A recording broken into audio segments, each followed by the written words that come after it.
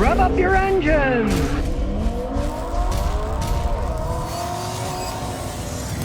Here's a warning for people out there. Don't leave stuff out in the open in your car, especially if it's going to be in the sun.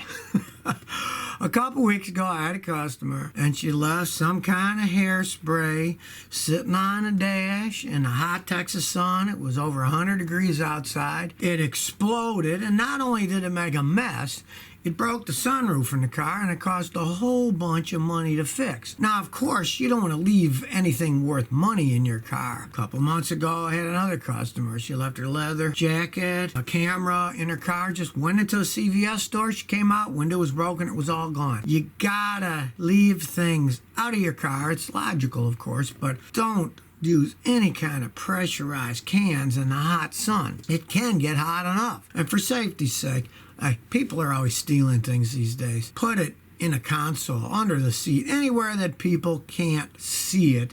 And especially, like I said, in broad daylight, because the sun's shining and people can see inside.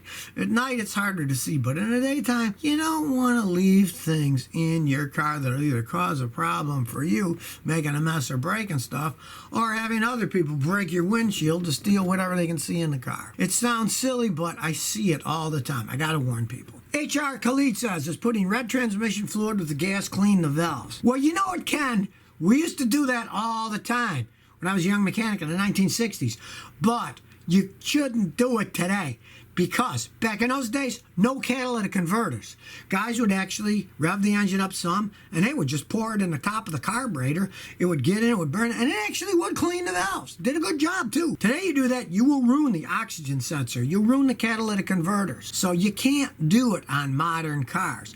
That is the problem. There's a lot of things that used to work perfectly fine that don't work these days. Another thing is, when I was a young mechanic, you wanted to check an alternator fast. You didn't have any tools. You take off the negative battery terminal. If it still ran, it meant the alternator was charging. Fine, they didn't have computers in them, but today you do that. You can fry the computers. You can do a lot of damage. Back in the day, you could, today you can't. So don't do that in a modern car. You know, your lawnmower, if you want to do that, or a snowblower or something, go right ahead, but not in a vehicle that has a catalytic converter and oxygen sensors. RJ Agito says, Scotty isn't the only honest mechanic. Mechanics are mostly honest. Just go find one, you bums.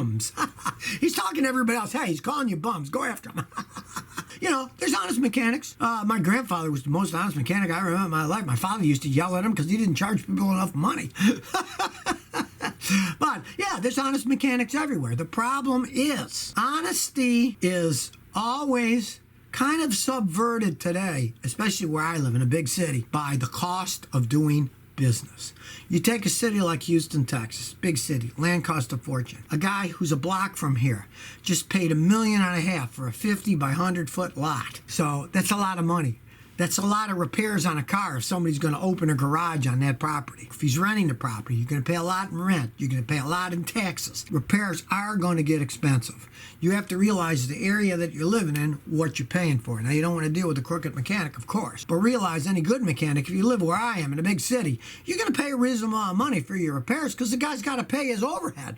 He's got a tremendous overhead. That's just how it goes. But yeah, if you find an honest mechanic, pay what he's asking, and you get your car fixed right, and you won't have any work, because any mechanic who's dishonest can make a ton of money just lying and making stuff. People don't understand how cars work half the time anyways.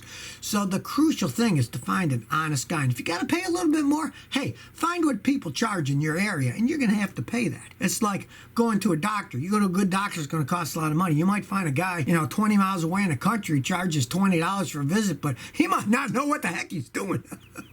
Honesty, sure, it is what you really need. And there are honest mechanics out there. You do find one. Stick by them. Don't start pricing all over the place and trying to save a little here, a little there.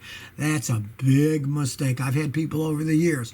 They left me. They thought I was charging too much. Then 5-6 years later, they come back and I said, yeah, I haven't seen you in a while. Then I asked their friends. They said, oh, yeah, they were using this guy down the street. And then he wrecked their transmission. So now they're going back to you because they realized you were being honest about it, knew what you were doing. And that guy had no idea what he was doing. JB said, thoughts on Korean-made Hyundais? Better quality compared to the ones built elsewhere? Yes, from my experience, that's totally true. I find that the stuff that's made in Korea is better made than the ones that they're making over here. When they started really building them big time in the United States, they screwed up a bunch of engines. They didn't build them right, and they had to replace a lot of engines in those things. That's sort of the way that it goes. Take Toyota. If I could get a Toyota that's made in Japan, I would rather buy a Toyota that was made in Japan. They just seem to have the work ethic there and have it set up that they make excellent vehicles that hold up longer over time. And it's the same thing with the Koreans as far as I've seen myself. So if you never want to miss another one of my new car repair videos, remember to ring that bell.